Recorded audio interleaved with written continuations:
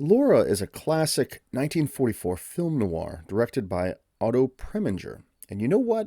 I'm going to do something a little bit different here. Now, normally on my channel, I watch an old film a couple times. I give it a summary, spoiler free, and then I offer the closing thoughts and film details and trivia and so on.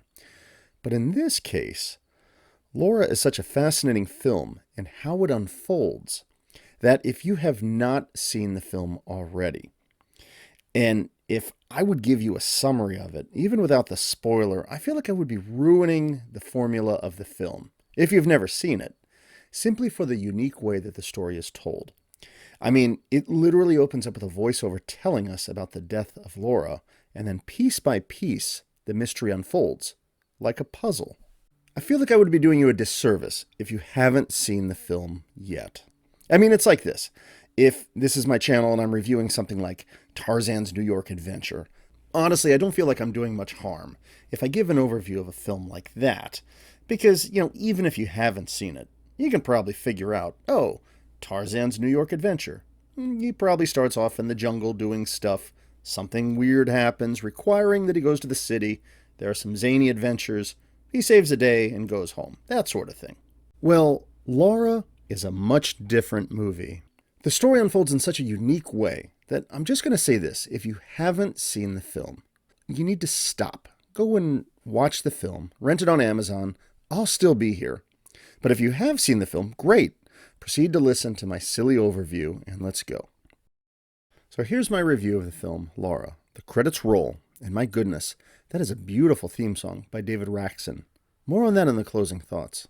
So the film opens up and the camera pans across a wealthy-looking room with a voice narrating that I shall never forget the weekend Laura died. It's the voice of Waldo Lydecker, played here by Clifton Webb. I caught him recently in the film Titanic, the 1953 version, not 97. And his narration tells us that he really had a thing for her, and in his opinion, he was the only one who really knew her. Well, a detective has arrived to speak with him. This is Detective Lieutenant Mark McPherson, played by Dana Andrews. So he goes in to speak with Waldo. And let me just say, at this point, this is far more of Clifton Webb than I've ever wanted to see in my life. And he's in the tub, and he's also working on his typewriter at the same time. And he talks to the detective and shares the details of what he remembers about what happened at the time of Laura's death. He's a somewhat uptight, well-educated fellow here, and Mark is, of course, the classic, jaded, cynical detective who just seems annoyed by this prudish fellow. Waldo realizes that he knows who Mark is. He's got something of a reputation of fighting with the mob. Well, Waldo asks Mark if he can come along with him on his investigation. Well, the detective seems a little reluctant, but agrees to let him tag along. And I love how Waldo, as he's putting on his necktie and praising himself, have you ever seen such candid eyes? You can see, the detective is just ignoring him. And he's playing on his little handheld baseball game. It's too funny. So the guys leave on their investigation, and they visit with Laura's aunt, the wealthy Anne Treadwell, played here by Judith Anderson, who I remember from films like Hitchcock's Rebecca, and more from my childhood, she played the Vulcan High Priestess from Star Trek III. Well, Mark questions her about the murder, and then asks about her relationship with a Mr. Carpenter, and if maybe she was jealous of his relationship with Laura, as well as some questionable issues with her giving him money. Now, it's around here that the character Shelby Carpenter enters. He's played by none other than Vincent Price. He's this tall, polite Southerner and seems open and willing to work with the detective. So Mark and Waldo, at this point, share some minor jabs with one another. They clearly don't get along. So both Waldo and Shelby tag along with Mark as he heads to Laura's apartment. Now, this is where the murder had occurred. Mark wants to find a key to Laura's country home. It was something the detectives couldn't find earlier. And Shelby is able to locate it fairly easily. Mark accuses him that maybe he had it all along and he secretly put it back. And Shelby confesses that he hid it for the police to find later, and not Waldo. So Waldo and Shelby, again, they really hate one another, and both are very suspicious of each other. Well, Mark and Waldo go to a restaurant, and it's while they're here that Waldo unfolds his story. 5 years ago, Waldo had been sitting and eating at that same restaurant when Laura had appeared. Now she was with an advertising agency, and she was very ambitious and wanted to meet with him in order to get him to endorse a pen for her company. Well, at the time he was very rude and standoffish, and he dismissed her, so she left. And he felt bad about it, so he goes directly to her agency and apologizes to her and agrees to endorse the pen. Now, following this endorsement, she starts to rise in popularity thanks to his help. He introduces her to clients and commends her ambition and her eager mind. The feeling you get is that she sees him maybe more as a father figure, almost platonic.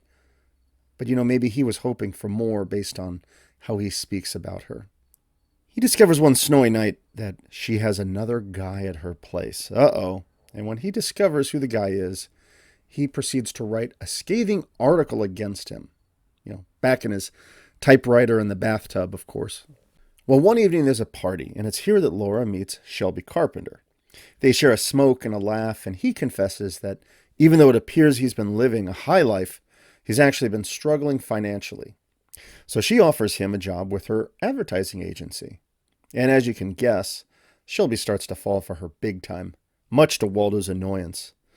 And of course, he gets all priggish and digs up dirt on Shelby, things such as the possibility that he's seeing somebody else, a model. Well, Laura's angry and dismisses it, but he presents evidence of his unfaithfulness and that Shelby is off dining with Anne Treadwell. So the two of them, they go out and they pop in, and sure enough, there's Shelby having dinner with Anne. Well, Laura storms out and later lets Waldo know that she's just going to head off to her country house for a while. And that was the last time he ever heard her voice. Well, the next evening, Mark returns to Laura's apartment and talks to the maid Bessie, played by Dorothy Adams, who really seems to dislike him and wants him gone. But he's got questions for her. And she opens up about her loyalty to Laura while mentioning how much she hates cops. Shelby, Waldo, and Anne show up around this time, and he offers them all a drink. They start discussing some of the things in Laura's apartment because Waldo really wants his vase and clock back that he had given to her. But Mark insists, no, nothing is leaving the crime scene. Now, a little bit later, Mark is at the apartment alone. He's looking at that painting of Laura, almost haunted by it. He walks around the apartment, kind of leafing through things in the desk. He smells her perfume and so on. He's really haunted. And maybe at this point, he's starting to fall for the ghost of this woman. Well, unexpectedly, Waldo shows up, wondering why the lights were on at Laura's apartment. He mentioned that Mark has apparently put in a bid for the painting of Laura, taunting him about it. Have you ever dreamed of Laura as your wife? Mark tells him to leave after making one more jab about how Mark has fallen in love with a corpse. Well, Mark takes a seat under the painting. It's all cozy and rainy outside. He's had a little bit of booze, so he drifts off to sleep. Okay, now remember what I said at the beginning of this video. If you have not seen the film already, this is your second warning. Okay, your final warning is the film is about to take an unexpected spin, okay? I mean it. Have you seen the film yet? If you have, we can move on. We can stop the video if you need to go watch the movie, okay? All right, are we ready? Okay, here we go. Well, Mark falls asleep and in walks Laura. Well, he's totally shocked.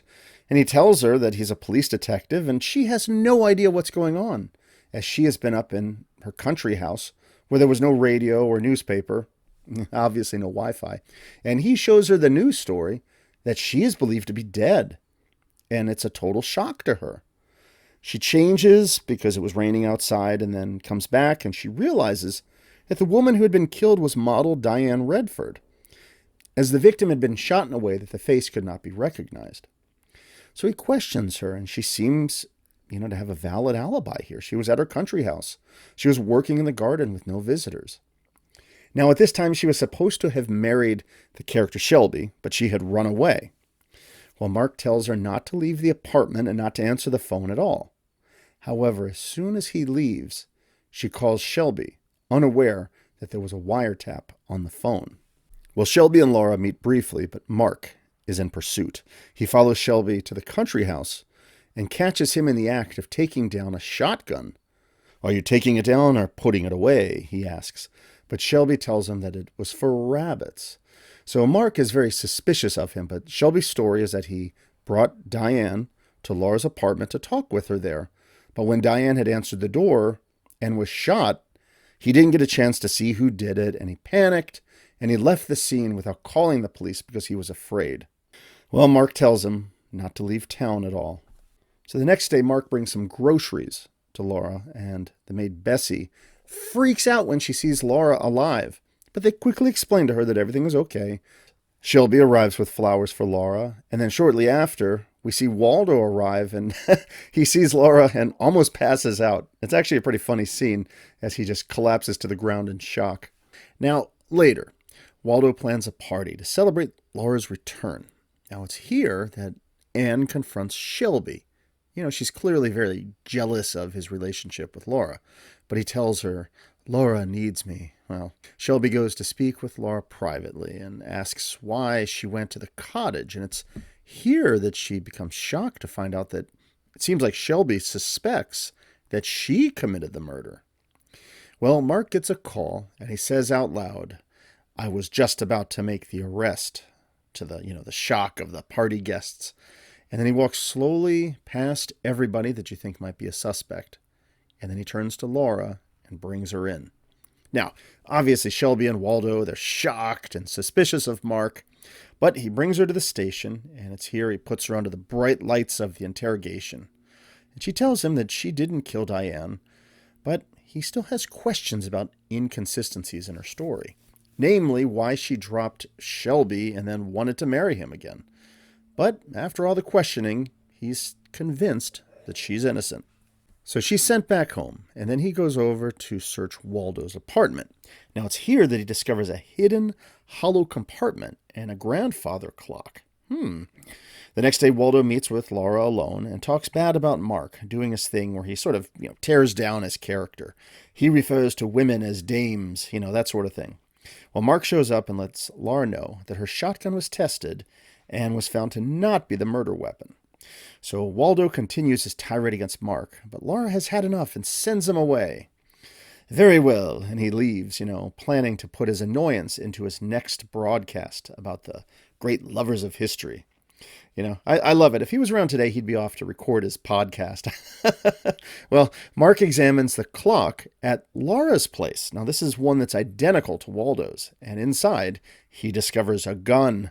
Uh-oh. Now, with only about 10 minutes left, I'm not going to give the ending away, just in case you were silly enough to watch this far into the review and you haven't actually seen the film.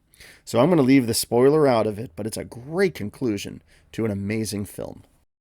Well, let me offer some closing thoughts and background about the film. Laura was released in 1944. It was produced and directed by Otto Preminger. The screenplay was by J. Dratler, Samuel Hoffenstein, and Betty Reinhardt, and was based on the 1943 novel Laura by Vera Caspary. Now, the cinematography was notable. It was by Joe Lachelle, who would win an Oscar for Best Black and White Cinematography, and deservedly so. It is some beautiful work he does in the film. What comes to mind is how glamorous he would make Jean Tierney throughout the film. Namely, though, what comes to mind is when she's under those interrogation lights and she still manages to look so glamorous and amazing. And the film had a total of 5 Oscar nominations. Now, here are my thoughts on the film. This was just amazing, even down to that opening line. I shall never forget the weekend Laura died. The silver sun burned through the sky like a huge magnifying glass. It was the hottest Sunday in my recollection. I felt as if I were the only human being left in New York. For with Laura's horrible death, I was alone. I, Waldo Lydecker, was the only one who really knew her. I love it. What an amazing introduction. If this was in the public domain, I would have put the whole clip, but you know how YouTube is, got to be careful. But I just love that dialogue that opens the film. The story, the acting, the music, it's all just perfect here for a noir film. And, I really love the pacing of this film. And it's because of that I gave the warning at the beginning of the review, to go and see the film first, before you listen to my silly review. The film is so well constructed in that it's like somebody is gradually handing you pieces of a big puzzle. And one by one, you're putting it all together. I love it. The unfolding of the story, gradually, but at just the right pace, just makes this a perfect film that it is. I love the balance of characters as well, in terms of who could be the suspect. One of my hobbies is playing those murder mystery games you get in the box. You know what I'm talking about, where you and some friends, you pour over the evidence. And, well, here in the film, all of these main characters being investigated seem to have some sort of a valid motive as to why they could have possibly killed Laura. And it reminded me of one of those games. I know it's a silly thing, but it was like you could try to solve the mystery as you went through this film. Think about it. For Waldo, it's about his priggish, overprotective nature, making him jealous enough to maybe shoot Laura. For Shelby, it's to remove Diane, accidentally, from the situation. For Anne, it was about jealousy over Shelby's love for Laura and not her.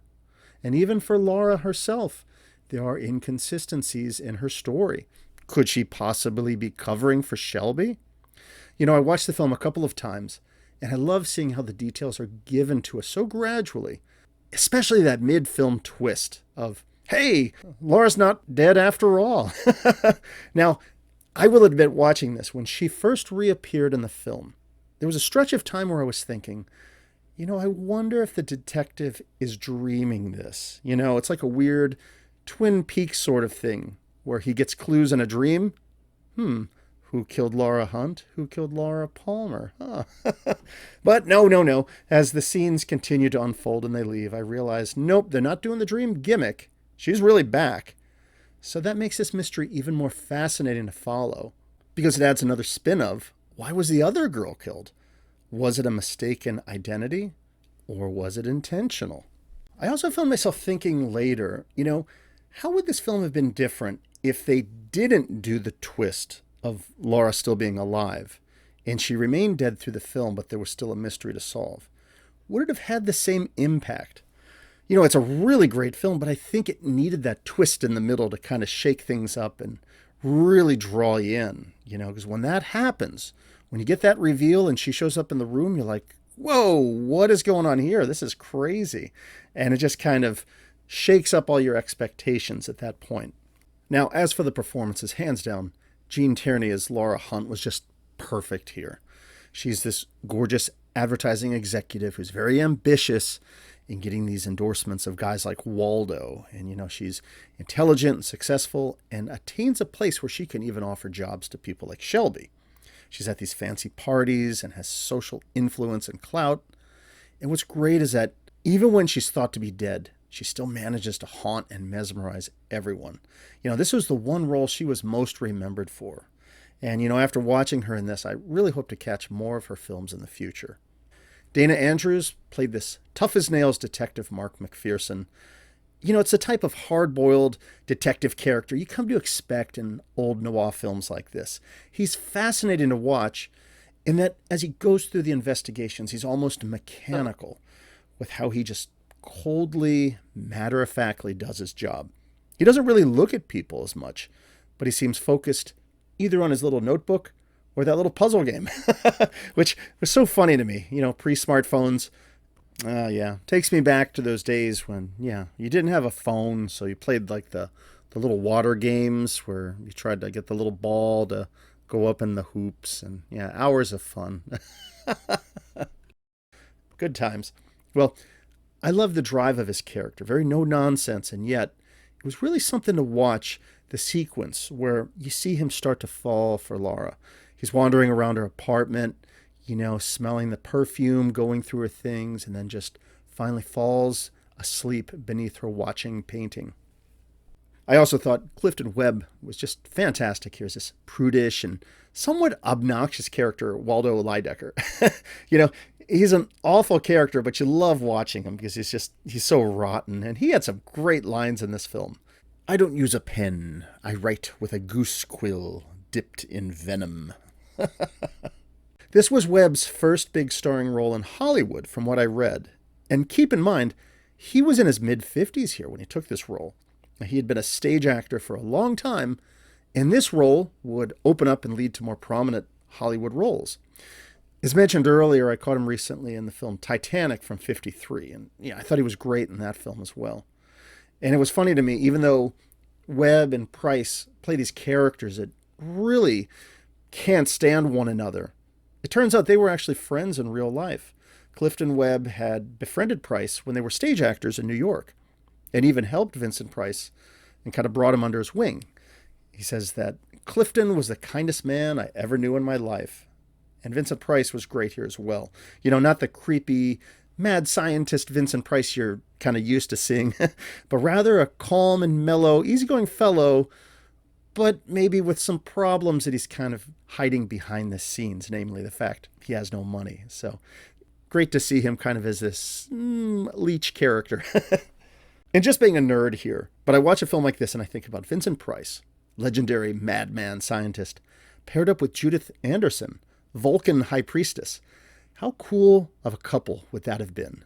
Spock's body lives. With your approval, we shall use all our powers to return to his body that which you possess.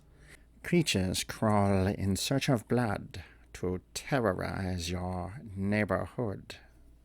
All right, I'm probably the only one goofy enough to even think about pairing the two of these together, but, it's an interesting idea.